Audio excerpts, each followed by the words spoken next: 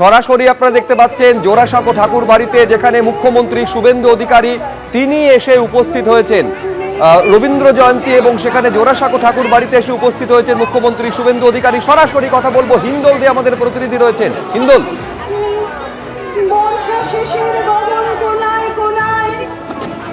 সন্ধ্যা মেঘের পুঞ্জ শোনায় শোনায় নির্জন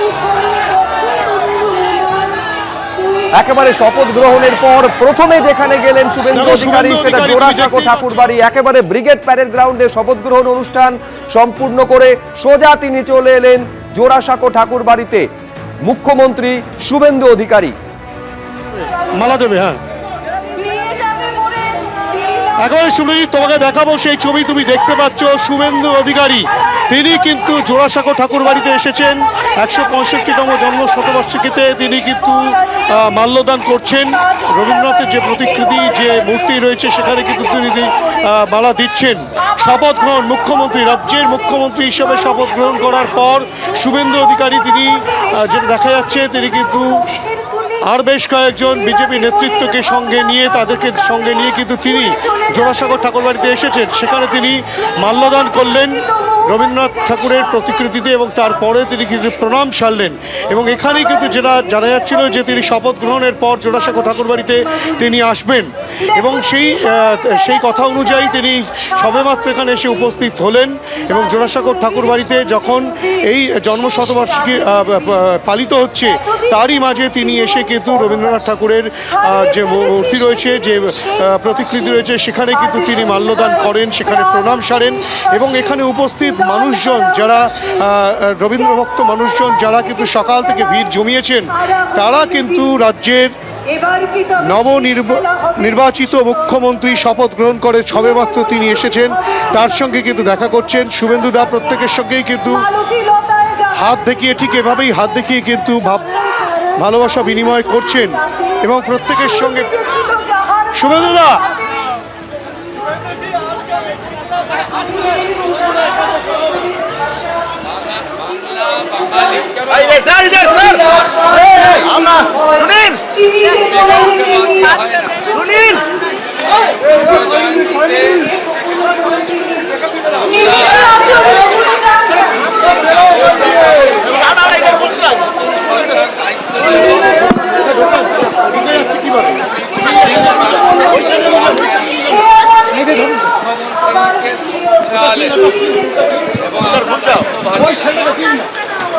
বাংলা বাঙালির সংস্কৃতি কবিগুরুর চেতনাতে, কবিগুরুর ভাবনাতে হবে, তার আজকে শুভ সূচনা।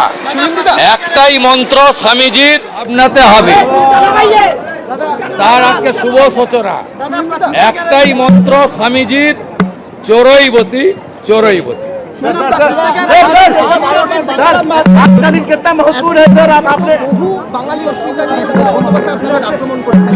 আজ শপথ গ্রহণের পরেই প্রথম রবীন্দ্রনাথের পায়ে মাথা নত করলেন, কি বলতে পারেন? আরে ধুতি পাঞ্জাবিতে থাকা ডক্টর শ্যামাপ্রসাদ মুখার্জির তৈরি করা আদর্শের ভিত্তিতে যে রাজনৈতিক দল, তাকে কারোর কাছ থেকে সার্টিফিকেট নিতে হবে না। আমি একটি বিতর্কিত কথা বলবো না, আমি মুখ্যমন্ত্রী, আমি এখন সকলের। আমি চাই শুভবুদ্ধির উদয় হোক। আমি শুধু বলবো যারা এখনো সমালোচনা করছেন তাদের চৈতন্য উদয় হোক। আসুন, বাংলার অনেক ক্ষতি হয়ে গেছে, শিক্ষা হারিয়ে গেছে, সংস্কৃতি ধ্বংস হয়ে গেছে। আমরা বাংলাটাকে নবনির্মাণ করি, অনেক দায়িত্ব। এখন এইসব রাজনৈতিক কচকচানি, একে অপরের সমালোচনার সময় নয়। যারা করতে চাইছে করুন, আমরা শুধু এগিয়ে যাব। বিশাল তার কাম, আমরা করব জয়। আমি বিবেকানন্দের কথায় চোরইবতী চোরইবতী।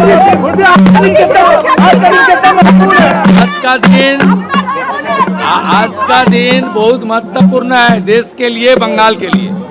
इसलिए प्रधानमंत्री का इच्छा था नया सरकार रविंद्र जयंती का दिन अपना कार्यकाल शुरू करे। इसलिए हम लोग प्रधानमंत्री जी का नेतृत्व में कवि गुरु को प्रणाम करते हुए आज संविधान को मानते हुए ओथ टेकिंग किया, शपथ लिया है। और उसका बाद मेरा सरकारी कार्यक्रम ये जोड़ासाको से हुआ है, कवि गुरु को प्रणाम करके माल्यार्पण कर।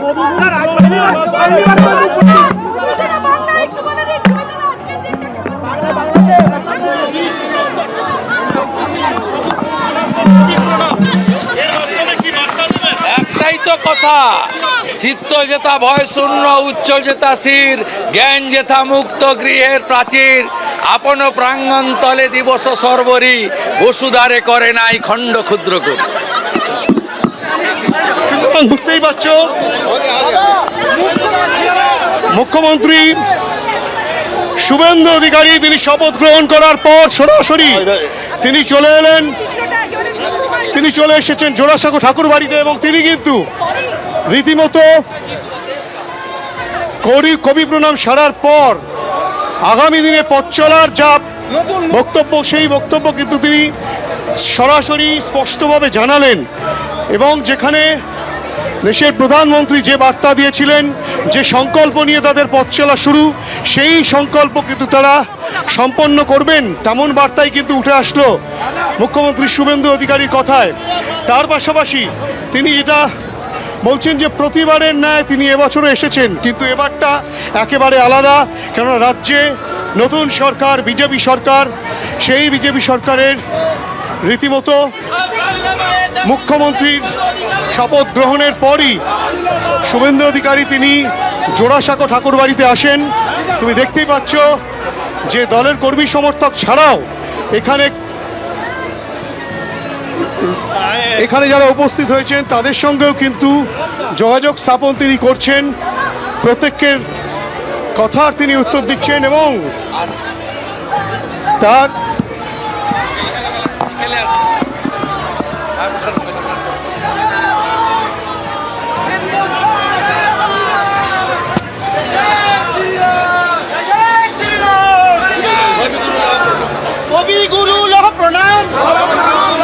কবিগুরু লহ প্রণাম সেই বিষয়ে কিন্তু রীতিমতো শুভেন্দু অধিকারী এখানে উপস্থিত যারা রয়েছে তাদেরকে সেই বার্তাই দিলেন। এবং তুমি দেখতেই পাচ্ছ যে তিনি ভেতরে প্রবেশ করলেন, সেখানে ভিসির সঙ্গে তিনি কথাবার্তা বলবেন। এবং সবচেয়ে বড় বিষয় যে ব্রিগেড প্যারেড গ্রাউন্ডে তিনি মুখ্যমন্ত্রীর শপথ গ্রহণ করার পর সরাসরি তিনি চলে আসেন জোড়াসাঁকো ঠাকুর বাড়িতে।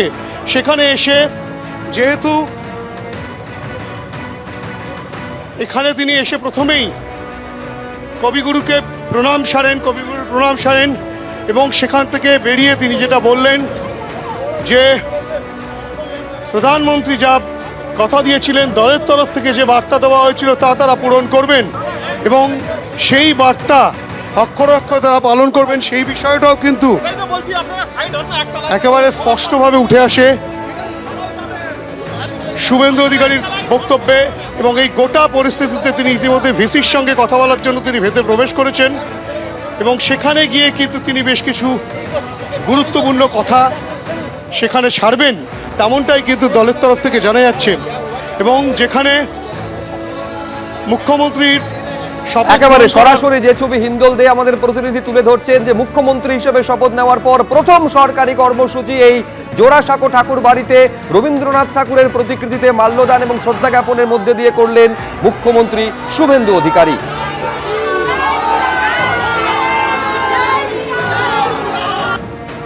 এবিপি আনন্দ, এগিয়ে থাকে, এগিয়ে রাখে।